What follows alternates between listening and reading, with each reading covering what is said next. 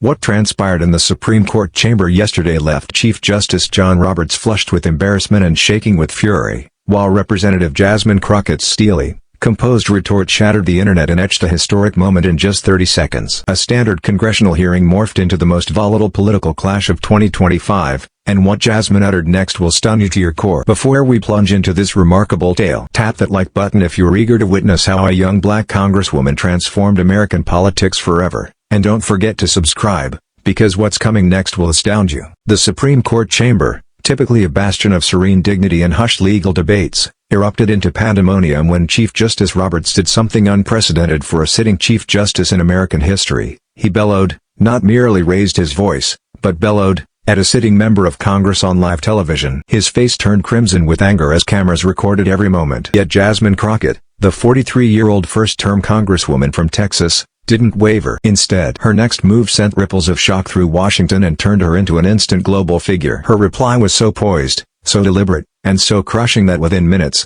#Jasmine Clapback was trending worldwide, and Roberts was scrambling to salvage his reputation. This wasn't just a political moment, it was the day the old guard of American politics met its match in a young black woman who refused to be cowed. What you're about to see will reveal exactly why the establishment fears leaders like Jasmine Crockett. To grasp why this confrontation rattled America to its foundation, you need to understand who these two figures truly are and why this moment was inevitable. Chief Justice John Roberts, age 70, has presided over America's highest court for nearly 2 decades. Appointed by George W. Bush in 2005, Roberts has meticulously cultivated an image as the institutionalist, the steady hand safeguarding the court's reputation while issuing rulings that shape American law for generations. With his impeccably groomed silver hair and measured demeanor, Roberts embodies the essence of traditional American power. White, male, Ivy League educated, and utterly convinced of his own authority. But beneath that polished facade lies something more troubling. Roberts has overseen some of the most divisive decisions in modern Supreme Court history. He's the justice who dismantled voting rights protections, permitted unlimited corporate influence in politics, and stood by as the court became the most partisan and least trusted in living memory. Critics argue he's more politician than jurist, more focused on power than justice. On the other side stands Jasmine Crockett, representing everything the old guard dreads most. At 43, she's young by Washington standards. As a black woman from Dallas, she brings a lived experience that most of her colleagues can't fathom. Before Congress, she was a criminal defense attorney who fought for ordinary people against a system built to oppress them. She's intelligent, fearless, and utterly unwilling to abide by the unspoken rules that demand people like her stay silent and grateful. Crockett burst onto the national stage during her first term in Congress with a communication style that blends legal precision, social media savvy, and righteous indignation, resonating with millions of Americans who feel ignored by their government. She doesn't speak in political jargon. She tells it like it is, even when it discomforts the powerful. That's precisely what set her on a collision course with Roberts. The Supreme Court had just issued a ruling that effectively eliminated federal protections for reproductive rights in cases involving minors. Roberts, writing for the majority, used language critics called heartless and disconnected. The decision forced pregnant teenagers to carry unwanted pregnancies to term, even in cases of rape or incest, unless individual states provided exceptions. Congress held emergency hearings on the ruling, and Crockett was invited to testify. But no one anticipated that Roberts himself would appear, claiming he needed to defend the court's institutional integrity against congressional criticism. The moment Roberts entered the hearing room, everyone sensed something explosive was imminent. The Chief Justice rarely appears before Congress, and never to defend controversial rulings. His presence sent a clear signal. The court was tired of being criticized, and he was there to put Congress in its place. Crockett, seated at the witness table in a sharp burgundy blazer, her natural hair styled in a professional crown, watched Roberts enter with the calm demeanor of a defense attorney ready to dismantle the prosecution's case. She was prepared for a fight, but she didn't know Roberts was about to hand her the biggest political triumph of her career. The stakes couldn't have been higher. This wasn't just about one Supreme Court ruling. It was about whether America's highest court could operate without accountability to the people it impacts. It was about whether a black woman in Congress could speak truth to power or whether the old boys network would silence her. Roberts thought his reputation and authority would intimidate this freshman congresswoman. He was about to learn that Jasmine Crockett doesn't scare easily. The tension in the hearing room was palpable from the moment Roberts took his seat. Committee Chairman Jim Jordan insisted that Roberts be treated with the respect due a Chief Justice, but Crockett made it clear she would pose the same tough questions she'd ask any witness. The initial exchanges were relatively civil, with Roberts delivering his usual talking points about judicial independence and constitutional interpretation. But frustration was visibly building on both sides. Roberts expected soft questions and deference. Crockett treated him like any other witness whose decisions affected people's lives. The first crack in Roberts' composure came when Crockett asked about the court's declining approval ratings. "Chief Justice Roberts," she said, her voice steady and professional, "recent polls show the Supreme Court has the lowest approval rating in modern history. Do you think that might be tied to decisions that seem more political than legal?" Roberts' jaw tightened slightly. "Congresswoman, the court doesn't base decisions on polls. We interpret the Constitution as written, not as politicians might prefer." "I understand that's your stance," Crockett replied smoothly. "But when your constitutional interpretation aligns perfectly with the Republican Party's platform on reproductive rights, voting rights, and corporate power, can you see why people might question that?" The room grew uneasy. This wasn't the deference Roberts expected. Committee Republicans tried to interrupt, but Crockett stayed within her time and parliamentary rules, following procedure flawlessly while systematically dismantling Roberts' talking points. Roberts' voice grew sharper. "Congresswoman, I would caution you against questioning the integrity of the court or its justices. We are bound by law and precedent, not political pressure." That's when Crockett smiled. Not a warm smile, but the icy smile of a prosecutor about to deliver a crushing blow. "Chief Justice, let's talk about precedent. A recent ruling overturning reproductive protections for minors, how exactly does it align with the precedent of caring about children's welfare?" The question hit like a thunderbolt. Roberts' face flushed red, and for the first time, his carefully controlled demeanor cracked. "That's a gross mischaracterization of our ruling," he snapped, his voice rising. "The court simply returned this issue to the states where it belongs constitutionally." "Returned it to the states?" Crockett repeated, her voice laced with controlled skepticism. "So when a 14-year-old rape victim in Texas can't get medical care because your ruling gave states permission to deny it, that's constitutional. When children are forced to carry their rapist's baby because of your decision, that's justice." The room erupted. Republicans shouted about procedure and decorum. Democrats leaned forward, sensing a pivotal moment. But all eyes were on Roberts, whose face was now bright red, his hands gripping the table so tightly his knuckles turned white. "Congresswoman Crockett," Roberts said, his voice trembling with barely contained rage, "you are clearly out of your depth discussing constitutional law. Perhaps you should leave complex legal matters to those who actually understand them." The insult hung in the air like a toxic cloud. The condescension was staggering, a white male authority figure essentially telling a successful black female attorney she wasn't smart enough to understand the law. Every person in the room understood the ugly history behind that kind of dismissal. But Crockett didn't react with anger. Instead, she leaned back in her chair, that icy smile spreading across her face. "Chief Justice, I'm curious about your definition of understanding the law. I spent years as a criminal defense attorney, actually practicing law in courtrooms, fighting for real people facing real consequences. How many courtroom trials have you personally handled?" Roberts' face went from red to purple. He knew where this was going, and he couldn't stop it. As Chief Justice, his experience was primarily academic and administrative. Crockett had actual trial experience, actual clients, actual victories in real courtrooms. "The Chief Justice's role is different," Roberts began. But Crockett cut him off smoothly. "Different, yes. More experienced? That's debatable. But let's get back to the children your ruling will affect." "Chief Justice, do you have daughters?" "I fail to see how my family is relevant," Roberts replied. "You have 2 daughters, both adopted, which shows admirable compassion on your part. Now imagine one of them, at 14 years old, became pregnant after being raped. Under your ruling, depending on which state she lived in, she might be forced to carry that pregnancy to term. How would you feel about that?" The room fell silent. Roberts' mouth opened and closed, but no words came out. The question was devastating, personal, specific, and utterly unanswerable without either admitting the ruling was cruel or sounding hypocritical. "The court's decisions are based on constitutional interpretation, not personal feelings," Roberts finally managed, his voice noticeably shaky. "Personal feelings?" Crockett repeated softly. "So when it's your daughters, it would be about personal feelings. But when it's other people's daughters, especially poor daughters, black daughters, brown daughters, then it's just constitutional interpretation." That's when Roberts lost it completely. The careful mask of judicial temperament he'd worn for 2 decades shattered, and what emerged was raw, ugly, and utterly damning. What happened next will be studied in political science classes for decades. Chief Justice John Roberts, the man who prided himself on institutional decorum and judicial restraint, completely lost control on live television. "How dare you!" he roared,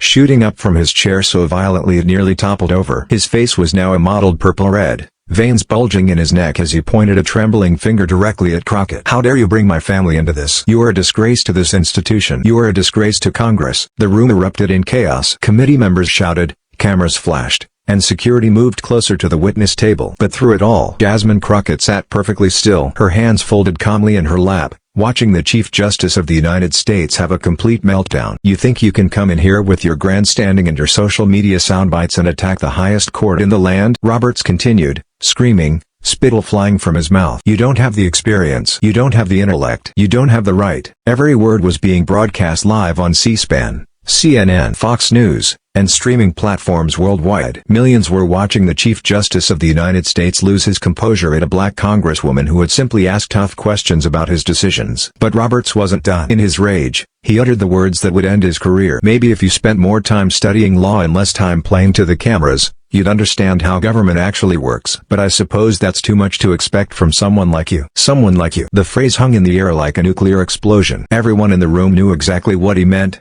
Young, black, female, uppity, not knowing her place. It was every racist, sexist dog whistle rolled into one phrase. The hearing room fell completely silent. Even Republicans looked stunned at what their Chief Justice had just said on live television. Chairman Jordan frantically signaled for a recess, but it was too late. The damage was done. Through it all, Jasmine Crockett hadn't moved. She sat there, perfectly composed, watching Roberts' career implode in real time. When the screaming stopped and Roberts stood there, breathing heavily, his expensive suit rumpled and his hair disheveled, Crockett slowly leaned forward to her microphone. Her voice, when it came, was soft, controlled, and absolutely devastating. Chief Justice Roberts, she said, her tone as calm as if discussing the weather, I want to thank you for that response, because you just proved every point I was trying to make. Roberts, still standing, opened his mouth to respond, but Crockett continued in that same unnaturally calm voice. You see, for 20 minutes, I asked you substantive questions about your legal decisions and their real-world consequences, questions any appellate attorney might ask,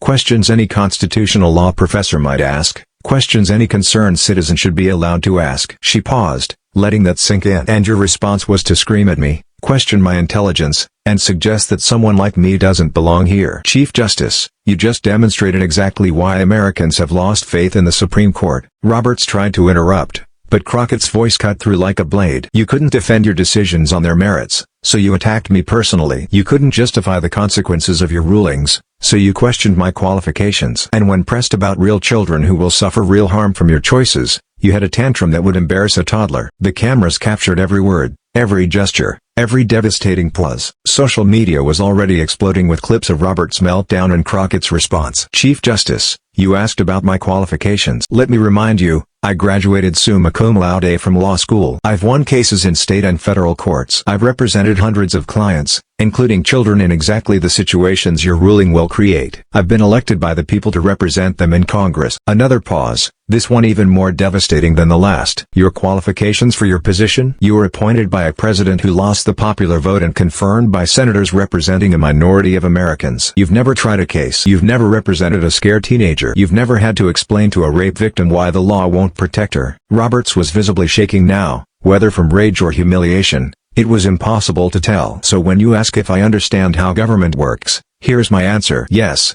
I do. I understand that in a democracy, even Supreme Court justices are supposed to be accountable to the people they serve. I understand that no one, not even you, is above questioning when your decisions affect real lives. She leaned even closer to the microphone, her voice dropping to barely above a whisper, but every word audible in the silent room. And I understand that when someone in power can handle being questioned by a black woman, that tells us everything we need to know about both their character and their qualifications. The final blow was delivered with surgical precision. Chief Justice Roberts, thank you for showing America exactly who you really are. I yield back my time. And with that, Jasmine Crockett leaned back in her chair, folded her hands, and waited. Roberts stood there for another few seconds, mouth opening and closing like a fish out of water, before collapsing back into his chair. His face had gone from purple to gray, and his hands were visibly trembling. Committee Chairman Jordan called for an immediate recess, but it didn't matter. The damage was complete. In less than 5 minutes, Jasmine Crockett had systematically dismantled the reputation of the Chief Justice of the United States using nothing but his own words and behavior. The aftermath was immediate and catastrophic for Roberts. #RobertsRage and #Jasmine Clapback were trending worldwide within minutes. The clip of him screaming "someone like you" was shared millions of times per hour. Legal scholars called for his resignation, and even conservative commentators struggled to defend his behavior. For Jasmine Crockett, this was just another day standing up for what's right. As she gathered her papers and prepared to leave the hearing room, She looked like exactly what she was, a woman who had just transformed American politics forever and wasn't even slightly surprised she'd won. The explosion that followed the Roberts-Crockett confrontation wasn't just political, it was seismic, reshaping American discourse about power,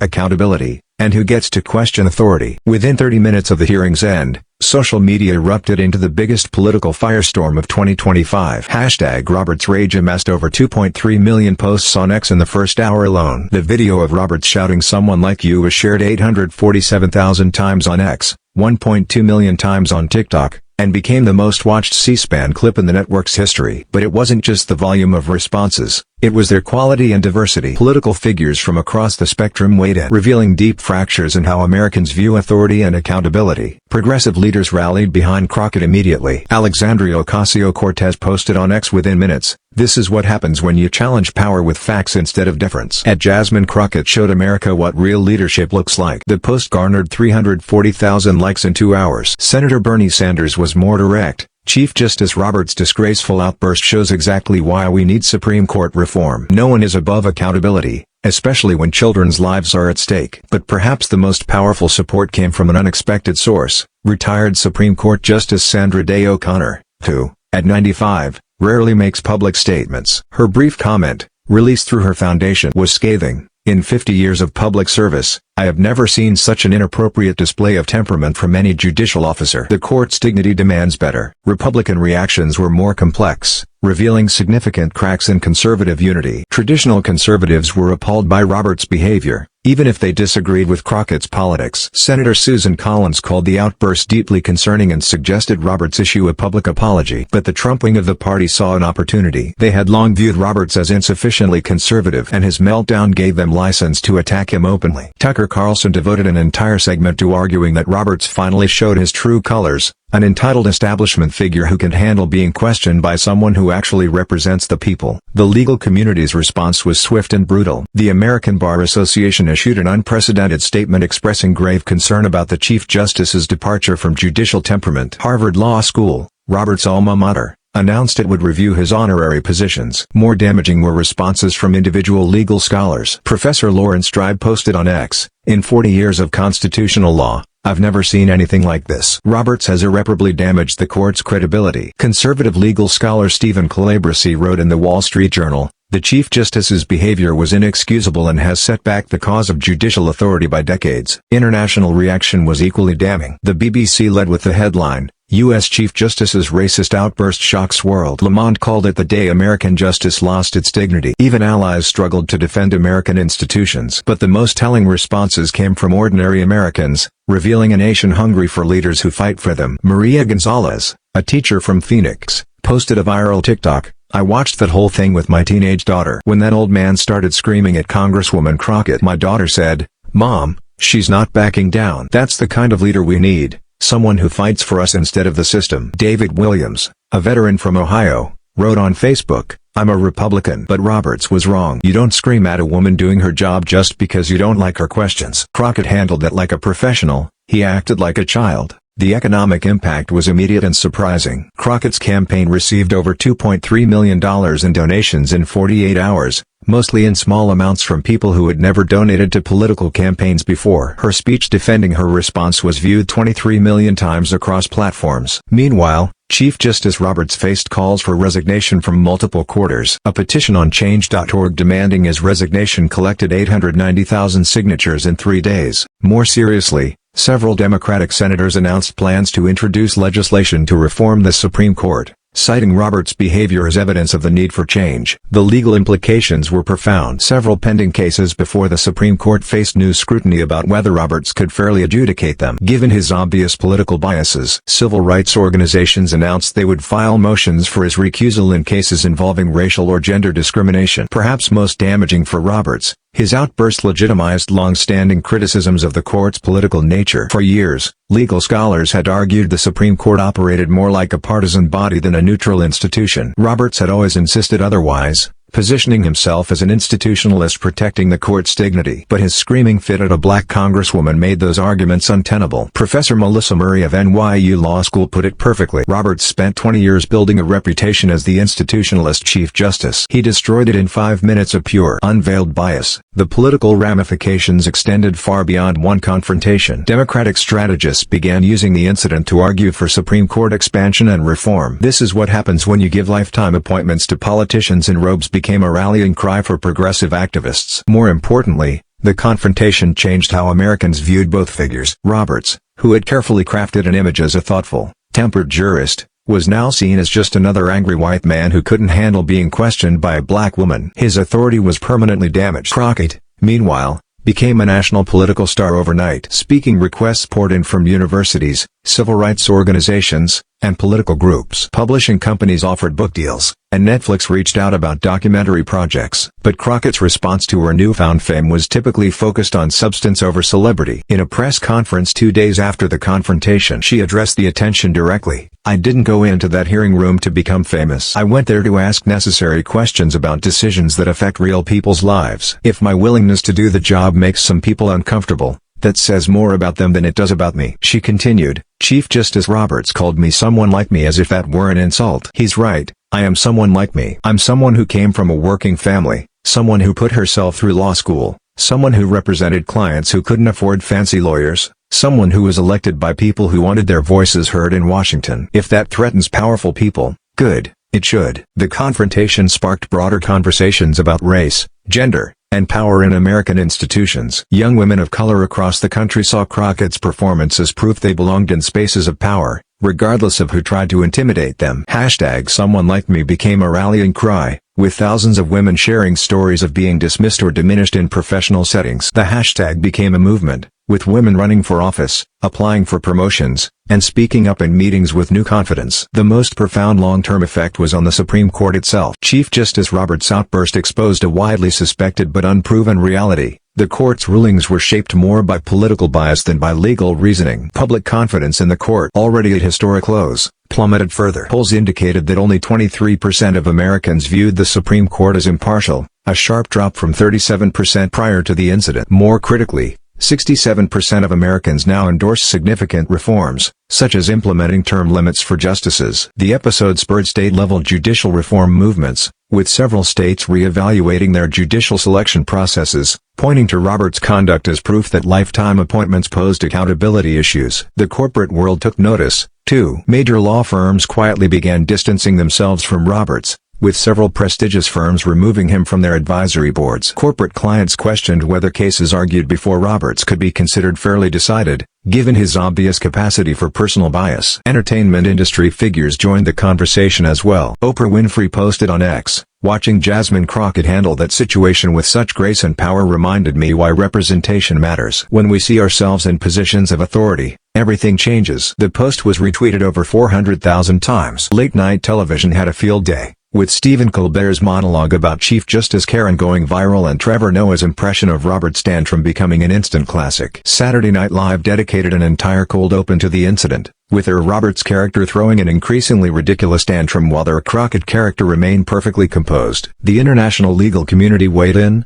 too. The International Court of Justice issued a rare statement expressing concern about judicial temperament standards in democratic societies. Legal organizations from Canada to Germany cited the incident as an example of why judicial accountability mechanisms were essential. 3 weeks after the confrontation, Roberts issued a carefully worded statement expressing regret for his unfortunate choice of words and reaffirming his commitment to judicial temperament. But the damage was done. Legal observers noted that Roberts avoided an actual apology and continued to defend the substance of his positions. Behind the scenes, sources revealed that several Supreme Court justices privately expressed dismay at Roberts' behavior. Justice Elena Kagan reportedly told colleagues that Roberts had set back judicial credibility by decades. Even conservative Justice Neil Gorsuch was said to be deeply troubled by the Chief Justice's loss of composure. The Federal Judicial Center, responsible for training federal judges, announced new mandatory training on appropriate responses to congressional oversight, a clear response to Roberts' meltdown. Legal ethics professors began using the confrontation as a prime example of how not to handle criticism. Crockett's response to Roberts' statement was characteristically direct,